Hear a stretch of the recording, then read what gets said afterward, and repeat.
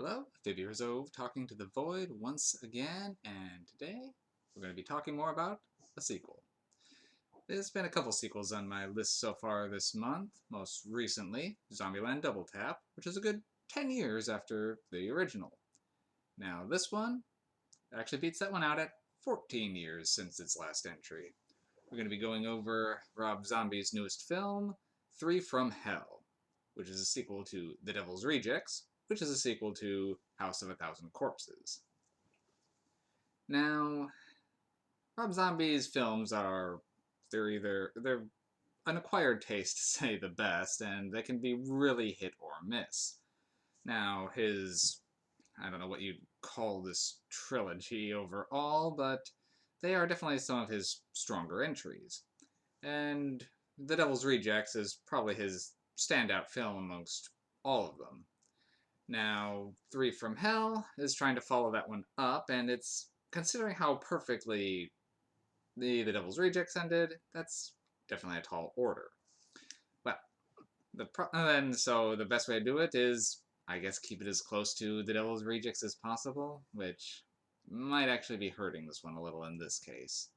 So, if you don't know the kind of the history on the series, the original one I believe was 2003, if not a little before, with House of a Thousand Corpses. And the best way to equate that film is it's like Texas Chainsaw Massacre.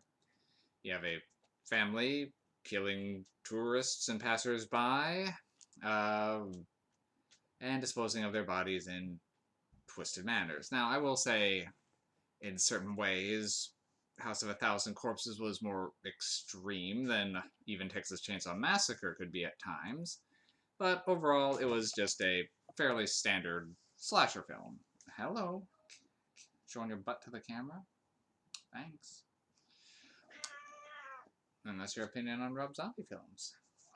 Yeah, fits right in. Anyway, Devil's Rejects, however, kind of reverses the formula a little bit. And that one, rather than following the victims into a house of horrors, we're following the killers from the last film as they're on the run from a corrupt and deranged sheriff. And that kind of turnaround led to a very interesting film as you're starting to root for some very terrible people.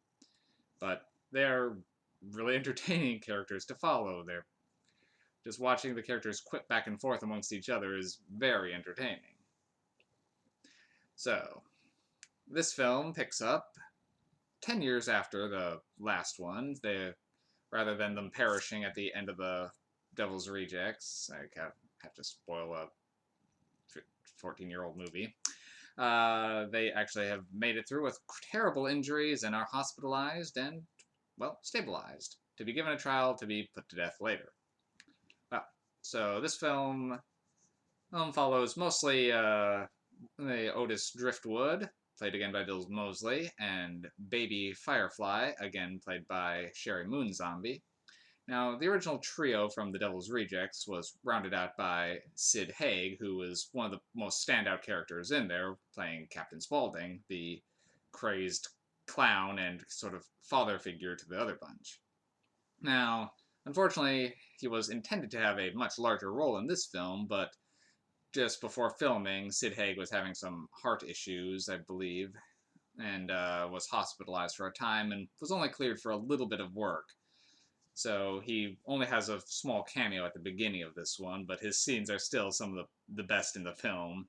Unfortunately, Sid Haig passed away just after this movie released, so at least it's a better note than some of Rob Zombie's other films to go out on, but Sid Haig will be missed.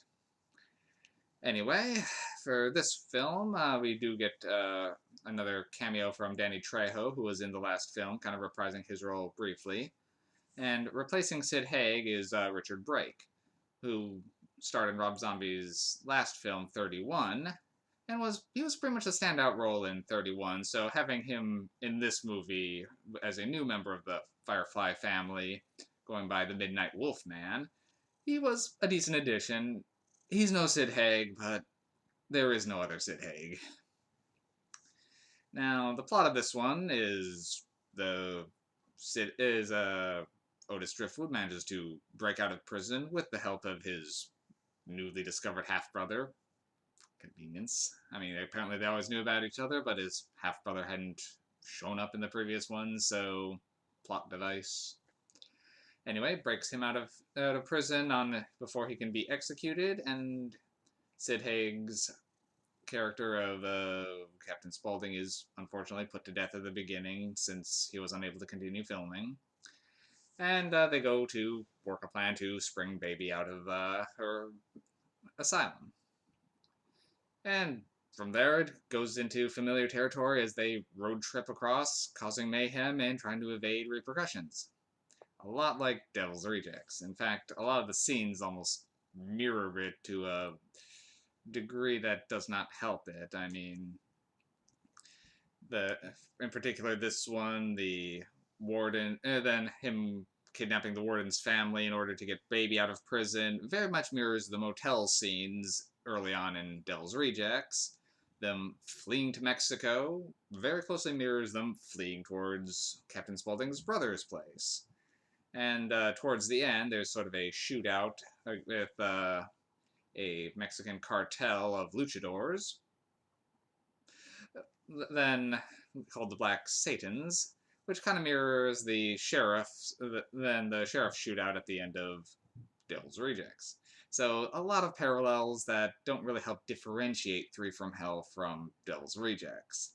Now, overall, the movie wasn't bad. It was definitely entertaining, and it's as quotable as some of the other ones. Well, maybe not as quotable as Devil's Rejects, but again, is his standout film.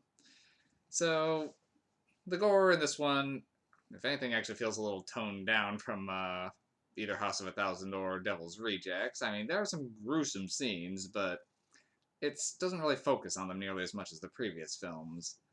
And at just under 2 hours, the film does feel like it's lagging a little bit in places.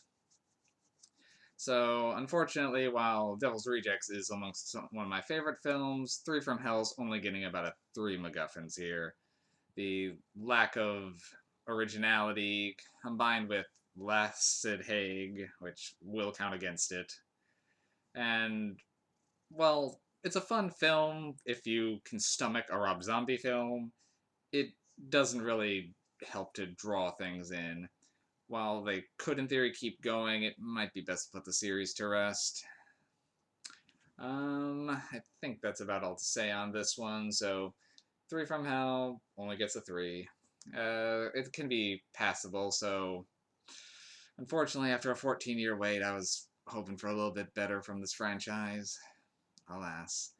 Ah, well, maybe next time, Rob Zombie. Maybe next time.